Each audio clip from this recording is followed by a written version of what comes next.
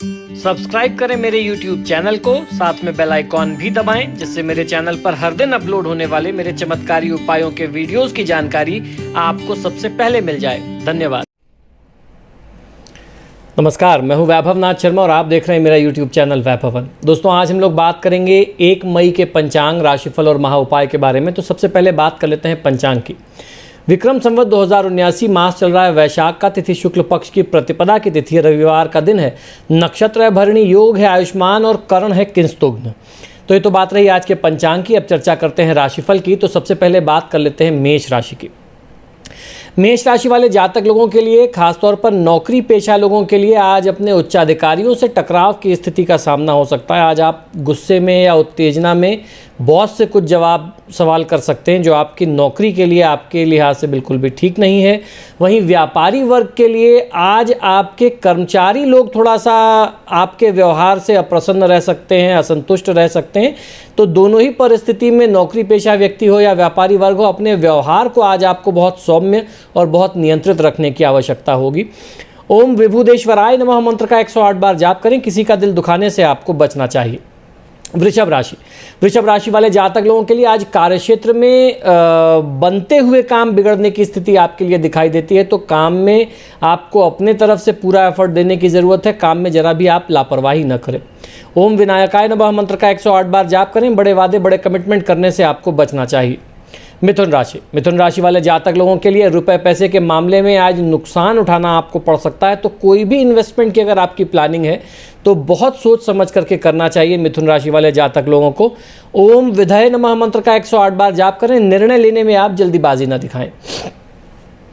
कर्क राशि वाले जातक लोगों के लिए आज समय का सही इस्तेमाल करना आपको सीखना होगा। बहुत अच्छी अपॉर्चुनिटीज़, बहुत अच्छे अवसर आपको सफलता के मिलने वाले हैं, लेकिन ये आप पर निर्भर करता है कि कितने अच्छे तरीके से आप उन अवसरों का लाभ ले पाते हैं। ओम विघ्नराजाय नमः मंत्र का 108 बार जाप करें। पार्टनर से झगड़ा या वाद विवाद आपको बिल्कुल भी बढ़ाना नहीं चाहिए। सिंह राशि वाले जातक लोगों के लिए आज आपको प्रयास करना चाहिए, किसी भी तरीके से आपके जो बिगड़ते हुए काम हैं उनको बनाने का आप प्रयास करें। अपना एफर्ट बहुत ही पॉजिटिव रखें। किसी भी स्थिति में आप निराश ना हो, डिसअपॉइंट ना हो। अगर आप हार मान करके बैठ जाएंगे तो आपके लिए ये ठीक नहीं होगा। ओम वाणी प्रदाय नमः मंत्र का 108 बार जाप करें। कार्य की अनदेखी करने से आपको बचना चाहिए। कन्या राशि वाले जातक लोगों के लिए आज आपके किसी बहुत करीबी मित्र को आपकी सहायता की आवश्यकता पड़ सकती है। तो यथासंभव, यथासामर्थ्य, जैसी भी आपकी क्षमता है उसकी सहायता आपको अवश्य करना चाहिए। ओम वागीशाय नमः मंत्र का 108 बार जाप करें और कार्य की गुप्त बात आप हर किसी से चर्चा न करें। तुला राशि वाले जातक लोगों के लिए अपने व्यापारिक संबंध के विषय में कहा जाए तो ये गंभीरता से सोचने का दिन है और भविष्य की प्लानिंग आपको सही तरीके से आज करनी चाहिए। ओम वरदाय नमः मंत्र का 108 बार जाप करें। मानसिक थकान और उदासीनता को आप अपने ऊपर हावी न होने दें। वृश्चिक राशि वाले जातक लोगों के लिए उधार दिया हुआ पैसा आज आपको वापस मिल सकता है, जिससे मन प्रसन्न रहेगा। अचानक से धन लाभ की स्थिति आपके लिए दिखाई देती है। ओम लंबोदराय नमः मंत्र का 108 बार जाप करें और किसी का दिल दुखाने से आपको बचना होगा।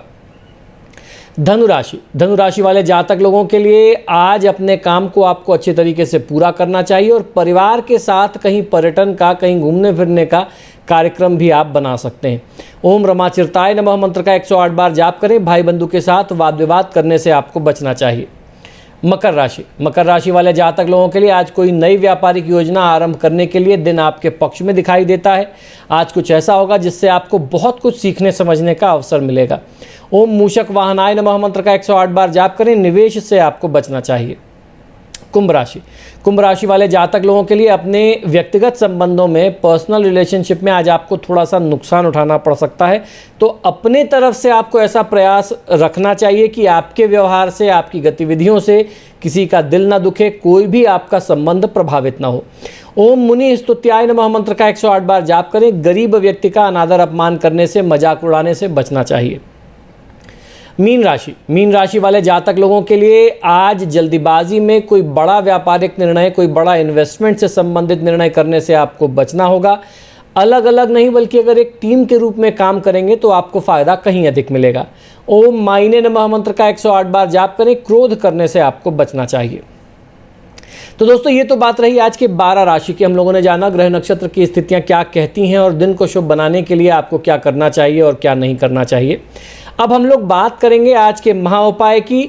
आज मैं आपको बताने जा रहा हूं अक्षय तृतीया पर किए जाने वाले कुछ खास बहुत ही विशेष उपाय, जिन उपायों से माँ लक्ष्मी प्रसन्न होती हैं और इन उपायों को करने से धन की वृद्धि होती है। और साथ ही साथ 7 ऐसी चीज़ों के बारे में हम लोग चर्चा करेंगे जिन्हें अक्षय तृतीया के दिन घर में लाने से माँ लक्ष्मी की कृपा रहती है और फिर जीवन भर आपके घर में, परिवार में धन की तंगी, धन की कमी, आर्थिक तंगी जो है वो आपको महसूस नहीं होती। तो इन 7 में से कोई भी एक चीज़ आप ला सकते हैं। और कौन कौन से उपाय करने हैं आइए जानते हैं। माँ लक्ष्मी को नारियल बहुत ही प्रिय माना जाता है और अक्षय तृतीया के दिन नारियल का उपाय करने से हमारे घर में धन का आगमन होता है। आपको करना यह है कि अक्षय तृतीया के दिन माँ लक्ष्मी के समक्ष एकादशी नारियल को ला करके आप स्थापित कर दें। ऐसा करने से माँ लक्ष्मी प्रसन्न होती हैं और आपको मनचाहा परिणाम जो है इसको करने से प्राप्त होता है।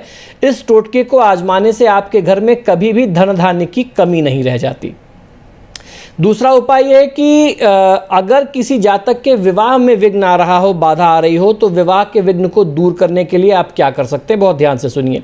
ये उपाय मुख्य रूप से उन माता पिता के लिए है जो अपनी संतान के विवाह को लेकर के परेशान रहते हैं। अक्षय तृतीया के दिन आपके घर के आसपास जो भी विवाह हो रहे हो वहां जाकर के कन्या को दान स्वरूप आपको कुछ दक्षिणा जरूर दे के आना चाहिए, कुछ भेंट दे करके आना चाहिए, कन्यादान जिसे कहते हैं।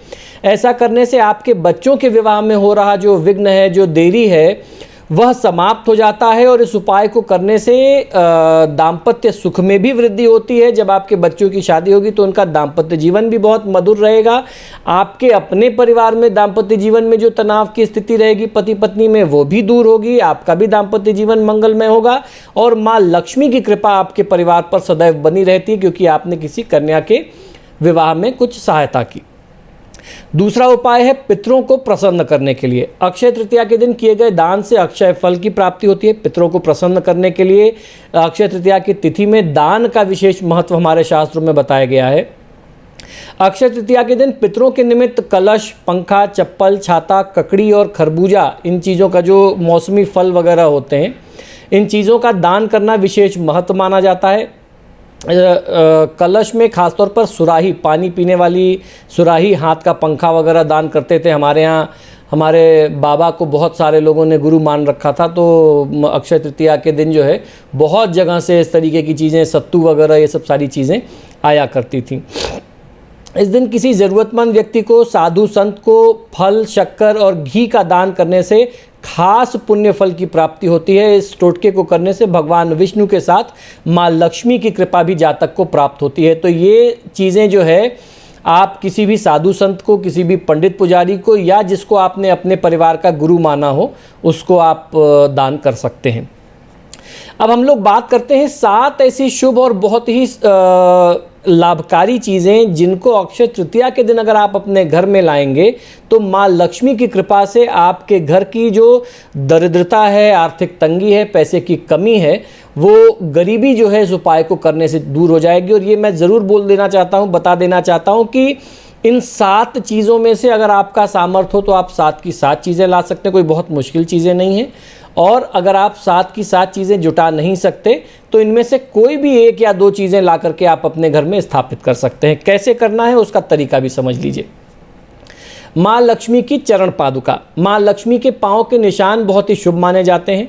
माता के सोने या चांदी की चरण पादुका रखना घर में बहुत ही शुभ माना जाता है। लेकिन अगर आपके पास अगर ये नहीं है तो किसी भी सुनार की दुकान से सोने या चांदी की चरण पादुका आप अक्षय तृतीया के दिन खरीदें। इसको ला करके अपने पूजा स्थान में आप इनको ईशान कोण में स्थापित कर दें।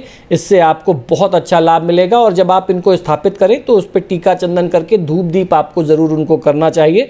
और फिर उसके बाद जो है रोज़ की अपनी नियम की पूजा में आप इनको धूप दीप दिखाते रहें। आपके ऊपर माता लक्ष्मी की कृपा सदैव बनी रहेगी। दूसरा है मिट्टी का कलश। मिट्टी का कलश जो है वो अक्षय तृतीया के दिन ईशान कोण की दिशा में आपको ला करके जल भर करके उसको स्थापित करना चाहिए। ये अगर आप अपने घर में लाते हैं और ईशान कोण में मिट्टी के कलश को आप स्थापित करते हैं तो माता लक्ष्मी की कृपा आप पर सदैव बनी रहती है।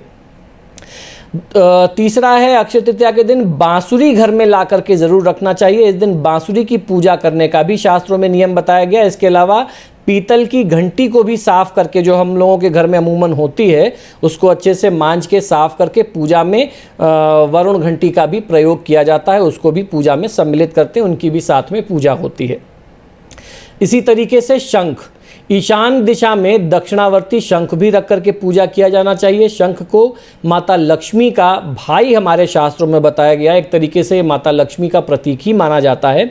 और अगर दक्षिणावर्ती शंख रखते हैं या मोती शंख रखते हैं तो ये बहुत ही शुभ होता है। इसके अलावा घर की इसी दिशा में आपको श्रीयंत्र की स्थापना भी ज़रूर करनी चाहिए। अगर आप ईशान कोण में श्रीयंत्र भी स्थापित करके अक्षय तृतीया के दिन पूजा करते हैं तो आपको बहुत अच्छा फ़ायदा मिलता है। इसके अलावा कछुआ बहुत ही महत्वपूर्ण होता है। हम लोग अक्सर वास्तु में और इन सारी चीज़ों में, पूजा पाठ में कछुए के प्रयोग की बात करते हैं। कहीं कछुआ रखवाते हैं घर में, और कहीं जो है कई बार जो है कछुए की अंगूठी वगैरह का प्रयोग भी आप लोगों को बताया है। तो इसी तरीके से अक्षय तृतीया के दिन अगर आप ईशान कोण में कछुआ ला करके स्थापित करते हैं तो वो बहुत ही शुभ माना जाता है, और वो किसी भी धातु का हो सकता है। धातु से बेहतर जो है वो नवरत्न का और स्फटिक का कछुआ माना जाता है। ये बहुत ही शुभ होता है क्योंकि स्फटिक की माला पर माँ लक्ष्मी का जाप बहुत अच्छा काम करता है। तो वो पीतल का भी हो सकता है, उस पर छोटे छोटे रत्न के टुकड़े जो है अलग अलग रत्नों के, नवरत्न के खास तौर पर जड़े हों तो वो भी बहुत शुभ होता है। तो किसी भी धातु का हो, स्फटिक का हो, आप कछुआ भी ला करके घर में स्थापित कर सकते हैं, खास तौर पे पूजा स्थान में ईशान कोण में। इसी तरीके से एकाक्षी नारियल को बहुत ही विशिष्ट रूप से माँ लक्ष्मी का प्रतीक माना गया है। इसके साथ साथ पारद लक्ष्मी को भी अगर आप ईशान कोण में स्थापित करते हैं तो वो भी बहुत ही कल्याणकारी होता है।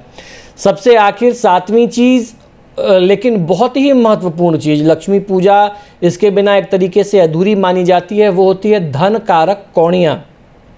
माँ लक्ष्मी के 8 स्वरूपों को बहुत ही ज़्यादा विशेष रूप से माना जाता है। इन कौड़ियों को माँ लक्ष्मी का प्रतीक माना गया है। इस दिन 8 पीली कौड़ी जो है आप ईशान कोण में रख करके उसको तिलक करके टीका चंदन करके उनकी पूजा आरती करेंगे माँ लक्ष्मी के साथ, तो माँ लक्ष्मी की कृपा आपको मिलेगी और पूरे साल जो है आपके जीवन में धन की कमी नहीं आएगी। किसी भी तरीके से आर्थिक विपन्नता, गरीबी, दरिद्रता जो भी होगी, जिस भी कारण से होगी, उससे आपको मुक्ति मिल जाएगी।